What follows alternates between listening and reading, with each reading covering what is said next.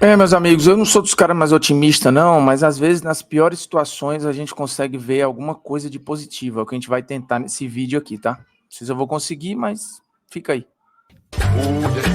Nunca pensei em ser perfeito, mas vou correr pelo direito.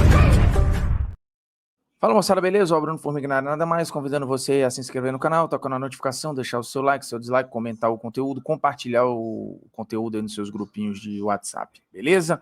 Seguinte, vamos falar do episódio Luigi, do Sub-20 do Palmeiras, jogando a Libertadores Sub-20 contra o Cerro Porteño. Foi alvo de insultos racistas e, mais uma vez, um episódio envolvendo jogador brasileiro numa competição sul-americana gerida pela Conmebol. E aí você tem um protesto muito doído, muito marcante do Luigi depois do jogo. Esse episódio foi semana passada. Nesse final de semana, a Conmebol anunciou a punição do Cerro Porteño, que é patética, assim, praticamente irrisória dentro do que é a gravidade do crime que o Luigi foi alvo, que um jogador brasileiro foi alvo de novo. A repercussão foi muito grande, o Palmeiras foi muito duro nas tentativas de punição ao Cerro, na forma como o Palmeiras tratou o caso. Foi muito comovente a fala do Luigi, muito doída. A gente vai ouvir aqui para relembrar. Mas esse episódio todo me remete a algo que pode ser positivo do ponto de vista de perspectivas futuras, em médio e longo prazo. Porque eu acho que a gente está tendo um efeito, uma geração que tem alguém em quem se inspirar para esse assunto e um caminho para percorrer, que é o caso do Vinícius Júnior. Eu acho que o Luigi é um efeito Vinícius Júnior. E isso é bom. É bom. É doído o que ele passou, é criminoso o que ele passou. Mas, tendo este episódio, como agir? O Luigi agora ele olha para um lugar e fala: putz, eu tenho a quem seguir, eu tenho a quem me inspirar, eu tenho alguém que falou primeiro, que gritou primeiro, que brigou primeiro, tem um caminho aqui e agora eu vou seguir. Então o Vinícius Júnior acho que abriu um caminho que é doloroso, doído, que ninguém gostaria de abrir, só que ele se fez necessário. E agora tem vários outros moleques que, se infelizmente passarem pela mesma coisa, vão ter um caminho já aberto a muitas e duras penas pelo Vinícius Júnior. E não estou dizendo que ele foi o primeiro a brigar pela causa, que ele foi o único a brigar pela causa, mas ele foi, talvez, na posição mais relevante possível, que é a estrela do Real Madrid e um dos principais jogadores do planeta. E neste momento, detentor do prêmio da FIFA de melhor jogador do mundo, ninguém nessa posição, dentro do futebol, gritou e batalhou e lutou tanto contra o racismo quanto o Vini. Outros caras já falaram antes, o Eto'o lá atrás, outros jogadores, né, o Thuram, o EA, mas ninguém com o peso, com a relevância, brigou repetidas vezes como fez o Vinícius, principalmente na briga com La Liga, que hoje o caminho ainda é árduo, mas La Liga hoje tenta dar algumas respostas. La Liga hoje tem protocolos. La Liga hoje tem algo que não tinha antes do Vinícius. Quando o Vinícius começou a sofrer o que ele sofria, e ele segue sofrendo ainda, não tinha protocolo, não tinha mecanismo, não tinha nada. Hoje, você tem alguma coisa. É pouco? É o ideal? Não é o ideal. É pouco? É pouco. Falta muito? Falta muito. Mas você deu passos. Esses passos foram dados pelo Vinícius. E agora talvez sejam dados pelo Luigi, pelo Palmeiras, pela CBF, por nós aqui do futebol brasileiro. Até porque normalmente em competição da Conmebol, quem sofre com racismo somos nós, né? Aqui do futebol brasileiro, é o que normalmente acontece, infelizmente. Mas vamos lá, vamos relembrar o que disse o Luigi. Era estrangeiro, era paraguaio. Agora sim, ele tá sentindo tanta dor, velho, e ele tenta segurar, né? Você vê que ele não quer chorar, ele não quer soltar aquilo ali, mas ele não consegue. É mais forte que ele. É uma dor que dilacera ali, que maltrata, que machuca, que rasga, e ele simplesmente não consegue segurar. Ele chora e ele olha para a câmera e fala: a Conmebol vai fazer o que sobre isso? Pergunta mais de uma vez, depois até fala da CBF. E no final é algo muito marcante que ele diz: aqui é formação, cara. A gente está aprendendo. e aprendendo da pior forma, né? Pulando etapas para ir talvez para a fase mais difícil, que é tomar uma porrada dessa na cara, assim, fora de casa, com insultos racistas baixos, ter que ouvir do policial que era uma brincadeira. E durante décadas, o futebol tolerou brincadeiras. Tolera até hoje, né? A gente ainda trata muita coisa que é bizarra como brincadeira. Outras, a gente já entendeu que não são brincadeiras, que são crimes, seja dentro ou fora do estádio. O racismo é um deles. E no Brasil, acho que a gente já entendeu isso há muito tempo. Lá na Espanha, está engatinhando, mas o Vinícius fez a coisa acontecer, fez a coisa andar, fez sair do lugar. Existe uma discussão hoje, existe um debate que não existia. E isso é ponto para o Vinícius Júnior. Não só lá, em vários outros lugares. Quantas centenas de milhares de crianças e de jogadores pretos o Vinícius não estimulou, não incentivou a não se calar, a falar, a se colocar, a usar o seu lugar como bandeira, né? E isso é impagável, assim, isso é imensurável. O tamanho do Vini, ele é difícil de você calcular. E é quando você vê um Luigi, um garoto com menos de 20 anos, se posicionando dessa forma, fica evidente que o legado do Vini já está aí vivo, já está aí, pipocando em vários lugares, seja na Espanha, seja na Itália, seja aqui no futebol brasileiro ou no futebol sul-americano, né? E estimulou o Palmeiras a, no dia seguinte, emitir uma nota muito dura, uma entrevista coletiva da Leila muito dura também, exigindo punições severas ao Cerro e atitudes concretas da Conmebol. Não acontece a punição severa e a atitude concreta. O que tem é algo muito pouco e leve para a gravidade do que foi. Você punir ali em alguns $1.000 o Cerro, não dá hoje R$300 mil, a conversão, é uma punição ridícula do ponto de vista de multa.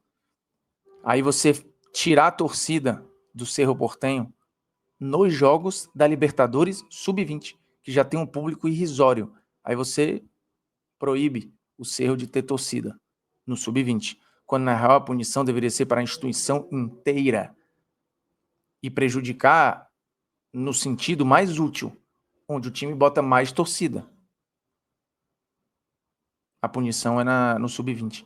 E aí o clube é obrigado a fazer uma campanha nas mídias sociais antirracista. É um passo também para um clube que se posicionou ou não se posicionou sobre o episódio.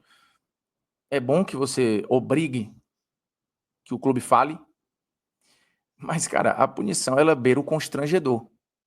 E aí, quando você não tem punições severas para atos severos, você vai dizendo que, cara, ó, o ambiente tudo pode, tá? Porque a punição, ela é pouca, ou ela é inversamente proporcional à gravidade do que foi feito.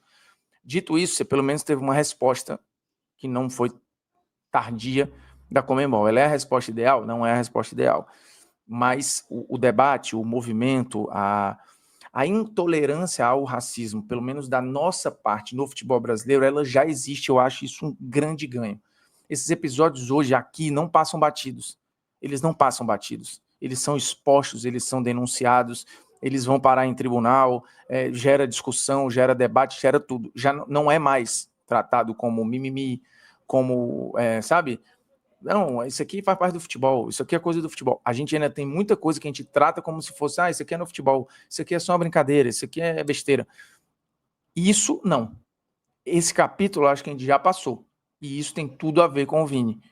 Abrir os olhos para todo mundo. Porque quando tem um dos nossos sofrendo lá fora, a gente fala, putz, velho, parada existe mesmo e ela é mais real do que a gente imagina. Porque aqui a gente, durante décadas, insistiu em dizer que não, o Brasil não é um país racista.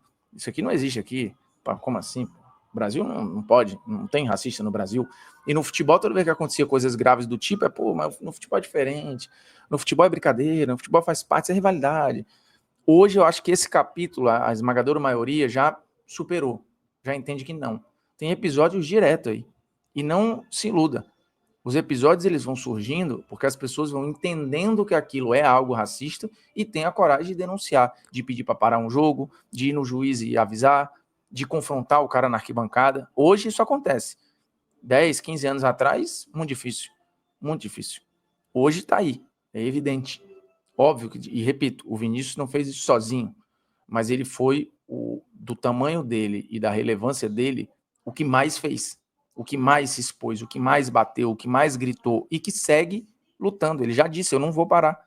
E é ótimo que ele não pare. É ótimo que ele não pare, que o Luigi não pare, que ninguém pare.